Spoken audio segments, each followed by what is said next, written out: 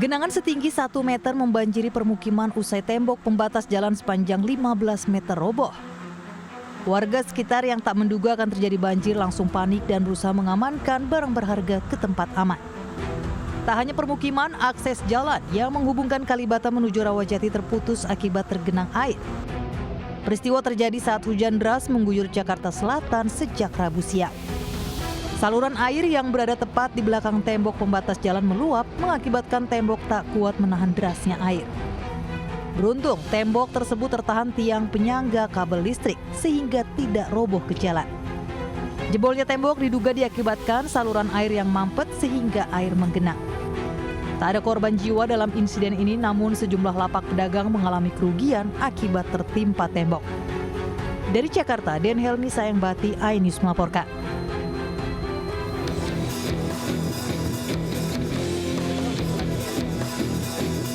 Kecelakaan maut yang terjadi di jalur Magelang arah Purworejo yang melibatkan truk tronton pengangkut pasir yang menabrak angkot di depannya.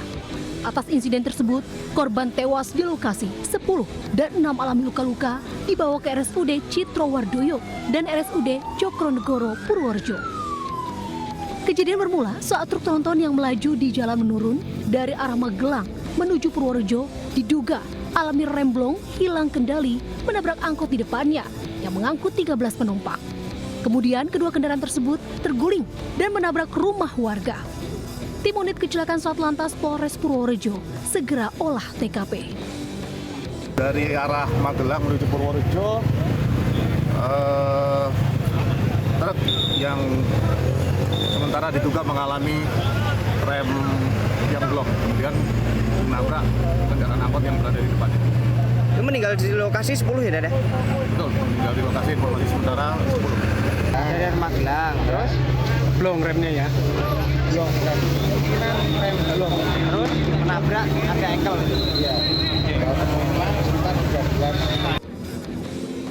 Informasi selanjutnya, korban tewas bertambah 1 orang, total jadi 11 korban tewas. Meski arus lalu lintas sempat macet belasan kilometer dan satu arah, kini telah normal. Polisi masih menyelidiki penyebab pasti kecelakaan. Dari Purworejo, Jawa Tengah, Joel Hartoyo, iNews melaporkan.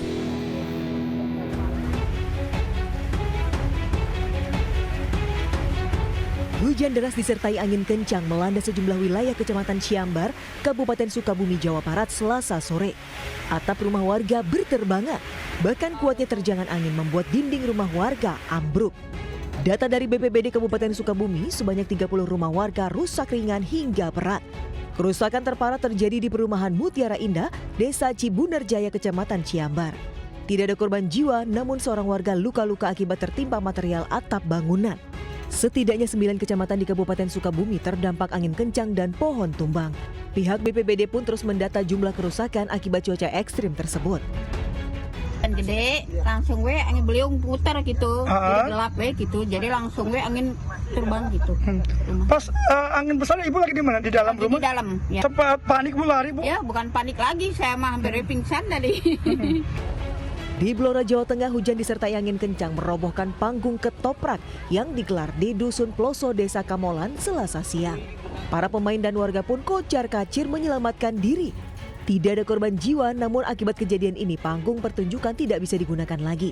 Panitia pun terpaksa memindahkan alat-alat serta panggung pertunjukan ke tempat yang lebih aman.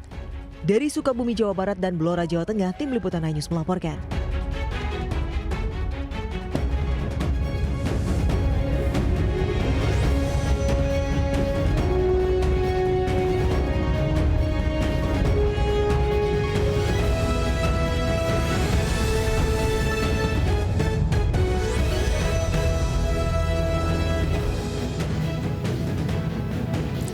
Assalamualaikum warahmatullahi wabarakatuh. Selamat pagi pemirsa. Halo Angel, selamat pagi. Selamat pagi Kevin, selamat pagi pemirsa. Ya, memasuki hari Kamis, tetap kita memberikan yang manis-manis ke pemirsa supaya semangat mengawali hari ini.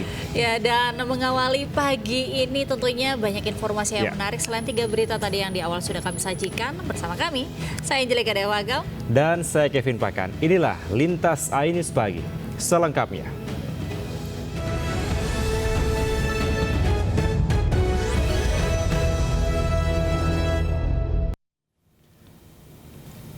Pemirsa, aksi pencurian spion mobil terekam CCTV di parkiran rumah makan di Sawah Besar, Jakarta Pusat. Ironisnya, aksi itu dilakukan kawanan yang sama dan sudah 2 kali beraksi dalam 2 bulan terakhir.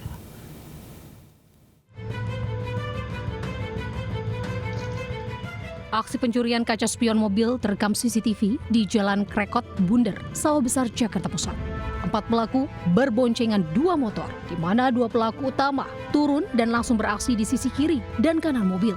Sementara 2 rekannya di atas motor sambil mengawasi situasi. Kurang dari 1 menit, sepasang kaca spion mobil raib di gondol pelaku. Diduga, para pelaku memanfaatkan sepinya situasi menjelang pagi tanpa adanya pagar dan petugas jaga. Ironisnya, aksi pencurian serupa juga pernah dialami pemilik mobil di lokasi yang sama. Diduga kuat pelakunya adalah komplotan yang sama. Sekitar pagi.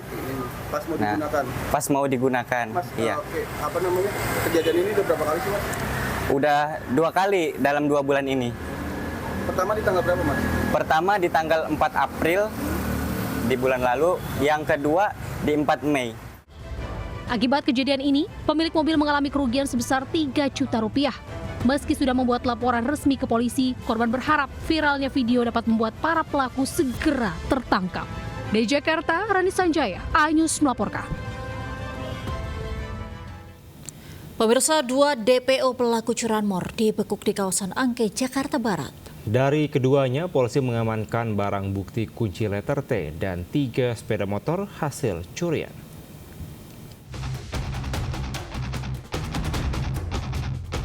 Kamera CCTV merekam aksi pencurian motor dengan kekerasan di kawasan Angke, Jakarta Barat. Tidak butuh waktu lama dan hanya berbekal rekaman CCTV, polisi membekuk 2 pelaku yang sudah masuk dalam DPO dan kerap beraksi di kawasan Tambora. Hasil penggeledahan, polisi menemukan kunci letter T yang digunakan untuk merusak kunci kontak motor. Saat ini, polisi masih melakukan pengembangan ke wilayah Malimping, Kabupaten Lebak, Banten. Di lokasi ini ditemukan 3 sepeda motor hasil curian yang disimpan di sebuah rumah kontrakan. Diketahui kedua pelaku juga merupakan residivis kasus serupa. Ini pelaku sudah 3 kali melaksanakan aksinya di Tambora dan merupakan residivis dengan kejadian dengan kasus yang sama. Para pelaku dijerat pasal pencurian dengan pemberatan dengan ancaman hukuman 7 tahun penjara. Dari Jakarta, Miftahul Gani, iNews melaporkan.